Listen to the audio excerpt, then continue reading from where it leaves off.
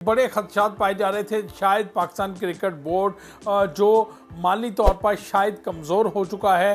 Pakistan cricket board के पास इतने शायद पैसे ना हो और पाकिस्तान शायद इस ओपनिंग सेरेमनी को सादा अंदाज में मनाए, लेकिन ऐसा नहीं हुआ। इस तमाम चीज़ का क्रेडिट पाकिस्तान क्रिकेट बोर्ड के चेयरमैन मोहसिन नकवी को जाता है, जो सलमान नसीर है जिनको इस पाकिस्तान सुपर लीग का हेड मुकर्रर किया गया है, उनको भी इस चीज़ का क्रेडिट जाता है। लाहौर कलंदर्स आज पहले मैच में तवक्कुआत पर पूरा ना उतर सकी। फ़खर जमान, जिनको हम हमेशा फ़ख्र पाकिस्तान कहते हैं, फ़ख्र कलंदर कहते हैं, तो वो आज सिर्फ 1 रन बनाकर आउट हुए। अस्सलाम वालेकुम दोस्तों, आप देख रहे हैं लाहौर स्पोर्ट्स और मैं हूं आपका मेज़बान चौधरी अशरफ।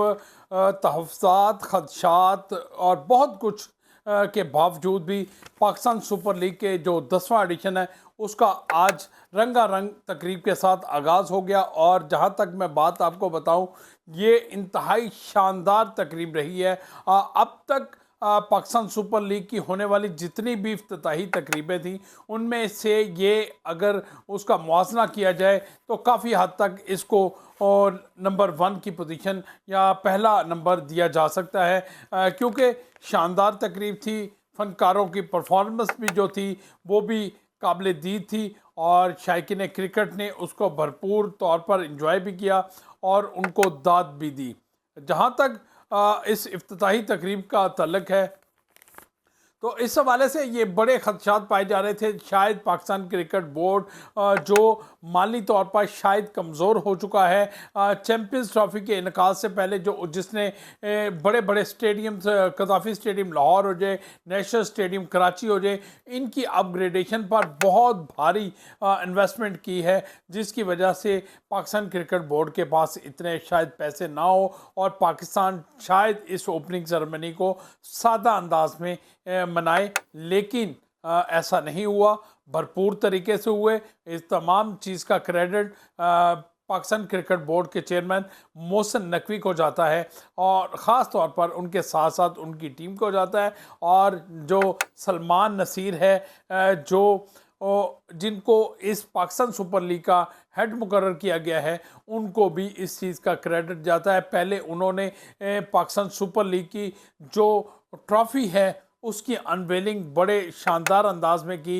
हैदराबाद के समुंदर से वहाँ से निकाली गई वो ट्रॉफ़ी, फिर उसको पूरे पाकिस्तान के बड़े शहरों में उसका टूर कराया गया और आखिरकार उसको लाहौर लाया गया। फिर आज इस्लामाबाद में जहाँ पर ये ओपनिंग सेरेमनी हुई, वहाँ पर ट्रॉफ़ी की भी अनवेलिंग कराई गई, क्योंकि गुज़िश्ता रोज़ जो कप्तानों के साथ प्रेस कॉन्फ्रेंस हुई, ट्रॉफ़ी के साथ उनकी फ़ोटो सेशन हुआ, वो भी काबिल दीद था। और आज की जो ओपनिंग सेरेमनी और उसके बाद आज का जो सबसे बड़ा टाकरा था लाहौर कलंदर्स और दफाई चैम्पियन इस्लामाबाद यूनाइटेड के दरमियान पहला मैच खेला गया रावलपिंडी क्रिकेट स्टेडियम, जिसने पाकिस्तान सुपर लीग के 11 मैचेस की मेज़बानी करनी है, क्योंकि 13 मैचेस की मेज़बानी लाहौर के कदाफ़ी स्टेडियम को सौंपी गई है और इस मरतबा 5 मैचेस नेशनल स्टेडियम कराची उसकी मेज़बानी करेगा और 5 ही मैचेस की मेज़बानी जो है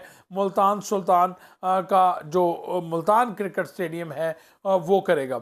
आप लोगों को ये भी बताना है कि होम साइड को मौका दिया गया है कि वो ज़्यादा से ज़्यादा मैचेस अपने होम ग्राउंड पर खेले और बाकी मांदा मैचेस जो है वो अवे की बुनियाद पर खेले। आज पाकिस्तान सुपर लीग का पहला मैच लाहौर कलंदर और इस्लामाबाद यूनाइटेड की टीमों के दरमियान खेला गया, लेकिन लाहौर कलंदर्स आज पहले मैच में तवक्कुआत पर पूरा ना उतर सकी और शायकीन क्रिकेट को, अपने लाहौर कलंदर्स के शायकीन को और कलंदर शायकीन क्रिकेट को, जिसकी तादाद मैं समझता हूँ इस वक्त दीगर तमाम फ्रेंचाइज जो टीमें हैं उनमें सबसे ज़्यादा जो शायकीन की तादाद है वो लाहौर कलंदर्स की है। और लाहौर कलंदर्स के शायकीन आज टीम की कारकर्दगी पहले मैच में से मायूस ज़रूर हुए होंगे, लेकिन नाउम्मीद नहीं है, क्योंकि अभी क्रिकेट टूर्नामेंट का आगाज़ हुआ है, पाकिस्तान सुपर लीग का आगाज़ हुआ है और पहला मैच ही सिर्फ खेला गया है। अभी इसके बाद बहुत सारे मैचेस खेले जाने हैं। तमाम फ्रेंचाइज टीमों ने 10-10 मैच खेलने हैं और अभी क्योंकि टूर्नामेंट का, जैसे मैं कह चुका हूँ, आगाज़ है और आगे जाकर आप लोगों को मज़ीद अच्छी क्रिकेट देखने को मिलेगी। पहले मैच का प्रेशर कुछ और होता है। आज लाहौर कलंदर्स की टीम पहले खेलते हुए 139 रन्स बनाकर आउट होगी और वो 20 ओवर भी ना खेल सकी और एक ऐसी झलक लाहौर कलंदर टीम में दिखाई दी जो हम पिछले कुछ अरसे से पाकिस्तान टीम में ये झलक देखते हुए आ रहे हैं कि पाकिस्तान टीम वनडे के ओवर हों, T20 के ओवर हों, वो मुकम्मल नहीं खेल पाती और पहले ही आउट होकर पवेलियन लौट जाती है और जो हरीफ टीम है उसको मौका फराहम करती है कि वो जीत के लिए वो उसके लिए राह हमवार हो जाए। आज लाहौर कलंदर्स की टीम जो वो पहले खेलते हुए 19.2 ओवर्स में 139 रन बनाकर आउट हो गए और लाहौर कलंदर के सिर्फ 4 खिलाड़ी डबल फिगर में दाखिल हुए और अब्दुल्ला शफीक जो जिन्हें पाकिस्तान टीम में मुसलसल मुतवातर के साथ मौके दिए जा रहे थे, आज लाहौर कलंदर्स की जानिब से, बल्कि आज के मैच के वो टॉप स्कोरर भी रहे और उन्होंने 66 रन की इनिंग्स खेली। 34 बॉलों पर उन्होंने वो 66 रन बनाए जिसमें 6 चौके और 3 छक्के भी शामिल थे। पाकिस्तान सुपर लीग के इस 10वें एडिशन में उनका बल्ले ने रन्स किए हैं, रन्स उगले हैं, 66 रन्स बनाए हैं। गो के वो अपनी टीम के लिए उस कामयाब ये 66 रन उनकी टीम को कामयाबी ना दिला सके, जिसकी बड़ी वजह ये थी उनका साथ देने वाला कोई बल्लेबाज नहीं था जो उन जैसी इनिंग्स खेलता। अगर 1-2 प्लेयर और इसी तरह निसफ संची या और इसके करीब रन्स बनाते तो यही स्कोर जो है, जो 139 रन था, ये 200 के पार भी हो सकता था। लेकिन आज की T20 क्रिकेट में ये 139 रन या 140 रन का हदफ कोई बड़ा हदफ नहीं था। 1-2 ओवर 20-20 के लगते हैं तो हदफ बहुत बड़ी आसानी हासिल हो जाता है। अगर बात करूं तो आज लाहौर कलंदर्स की जानिब से दूसरे कामयाब बल्लेबाज सिकंदर रजा रहे जिन्होंने 23 रन की इनिंग्स खेली। डैरल मिचेल न्यूजीलैंड से जिनका तल्लक है, जिन्होंने पाकिस्तान के ख़िलाफ़ सीरीज़ में शानदार कारकर्दगी दिखाई थी अपनी टीम की जानिब से। बॉलिंग और बैटिंग दोनों शोबों में वो उम्दा कारकर्दगी दिखाकर उन्होंने पाकिस्तान को वनडे सीरीज़ में शिकस्त से दो चार किया।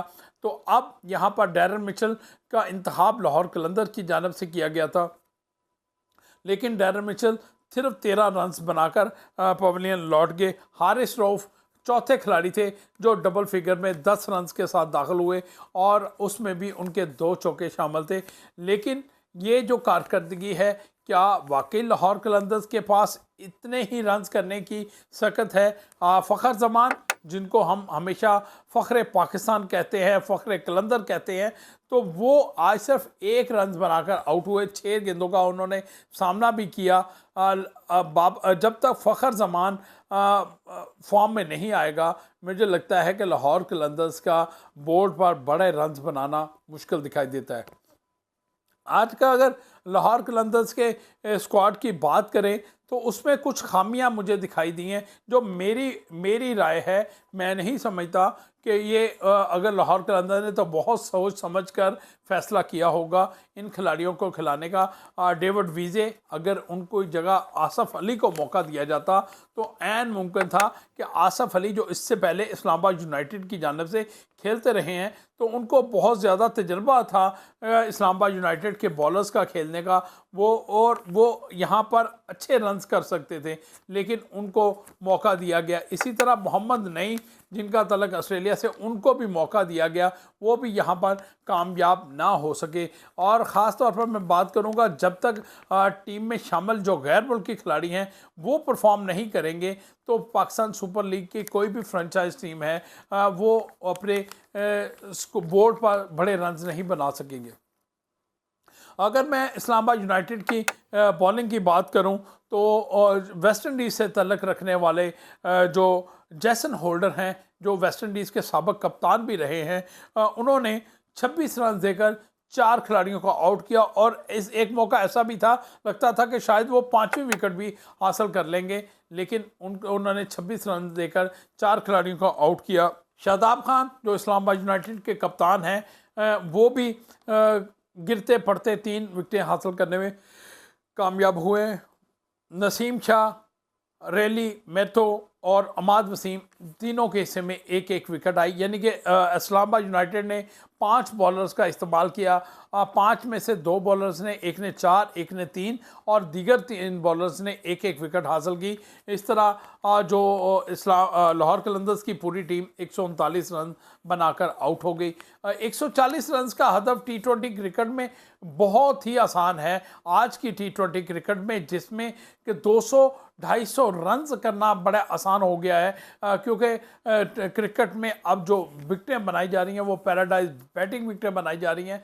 तो ऐसी सूरत में मुझे दिखाई दे रहा था शायद ये 15 या 16 ओवर्स में ये आसानी इस्लामाबाद यूनाइटेड इस रन्स को हदफ को हासिल कर लेगा, क्योंकि इस्लामाबाद यूनाइटेड के पास जो बल्लेबाज थे वो बहुत ही शानदार बल्लेबाज हैं और उनके लिए ये जो रन्स थे ये बहुत ज़्यादा नहीं थे। साहबजादा फरहान जिन्होंने अभी हाल ही में जो पाकिस्तान का टूर्नामेंट हुआ 588 रन्स बनाए और टॉप स्कोरर वो बल्लेबाज रहे, जिसमें उन्होंने 3 सेंचुरियाँ भी स्कोर की।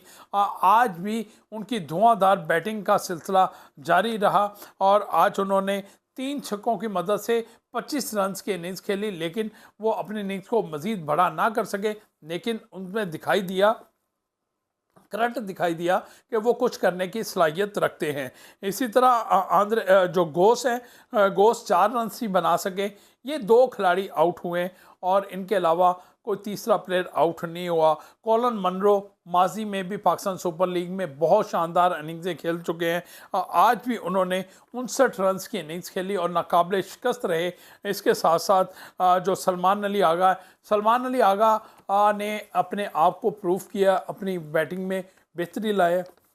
इंटरनेशनल क्रिकेट में भी उन्होंने पाकिस्तान के लिए काफ़ी रन्स करना शुरू कर दिए हैं। लगता है कि वो जिस तरह की वो बैटिंग कर रहे हैं और साथ साथ वो बॉलिंग करते हैं, वो पाकिस्तान के मिडल आर्डर में एक एहसासा बन चुके हैं। आज उन्होंने नाकाबिले शिकस्त 41 रन की इनिंग्स खेली और कॉलन मनरो के साथ उन्होंने तीसरी विकेट की शराकत में 84 रन की पार्टनरशिप कायम की और अपनी टीम को कामयाब कराकर वापस लेकर गए। अगर बात करूं तो कॉलन मनरो और सलमान अली आगा ने जिस तरह की इनिंग्स खेली और उनके एतमाद में इजाफा हुआ है। उम्मीद तो यही की जा रही है कि आइंदा आने वाले जो टूर्नामेंट के मैचेस हैं उसमें मज़ीद सनसनीखेज़ी आपको देखने को मिलेगी। आज जिस तरह इफ्तिताही तकरीब शानदार रही, उसके साथ साथ जो पहला मैच था वो गो के बहुत बड़ा स्कोर ना इस मैच में बन सका, लेकिन अब आने वाले मैचेस में आपको चौके छक्के देखने को मिलेंगे। हफ्ते के रोज़ 2 मैच रखे हैं, डबल हेडर है। पहला मैच यहाँ पर इस्लामाबाद के इसी मैदान में खेला जाएगा, जिसमें पेशावर ज़ल्मी मध्य मुकाबल होगी कोयटा ग्लैडिएटर के। और इसी तरह जो दूसरा मैच रात को खेला जाएगा 8 बजे, वो नेशनल स्टेडियम कराची में कराची किंग्स और पेशावर मुल्तान सुल्तान्स की टीमें वहाँ पर मध्य मुकाबल होंगी। आप लोगों से हमेशा की तरह हमेशा दरख्वास्त करता हूँ कि मेरे साथ जुड़े रहिए, मेरे इस चैनल को लाइक और सब्सक्राइब भी करें, ताकि आपको पाकिस्तान क्रिकेट से जुड़ी, पाकिस्तान सुपर लीग से जुड़ी हर खबर आप तक पहुंचती रहे। जिस तरह आज मैंने बहुत सारी खबरें आप तक पहुंचाई, जिस तरह पाकिस्तान सुपर लीग में शामिल कॉर्बन बोश को 1 साल पर उस पर बैन लगा दिया गया। कल इस हवाले से मज़ीद खबरें दूंगा, क्योंकि अभी बाबर आजम गुज़िश्ता रोज़ प्रैक्टिस सेशन के दौरान ज़ख्मी हुए थे और वो प्रैक्टिस छोड़कर वापस चले गए थे। अब कल पता चलेगा कि उनकी जो इंजरी है, वैसे तो जो पेशावर ज़ल्मी की इंतज़ामिया है उन्होंने बाबर आजम की इंजरी को गैर संजीदा नौयत की कह दिया कि वो ज़्यादा संजीदा नौयत की नहीं है, वो फिट हैं, उनको फिट करार दिया। लेकिन देखना होगा कल वो किस तरह की बैटिंग करते हैं। मेरे साथ जुड़े रहिएगा। अगली वीडियो में मज़ीद पाकिस्तान सुपर लीग का अहवाल आप तक पेश करूँगा। उस वक्त तक इजाज़त, अल्लाह हाफिज़।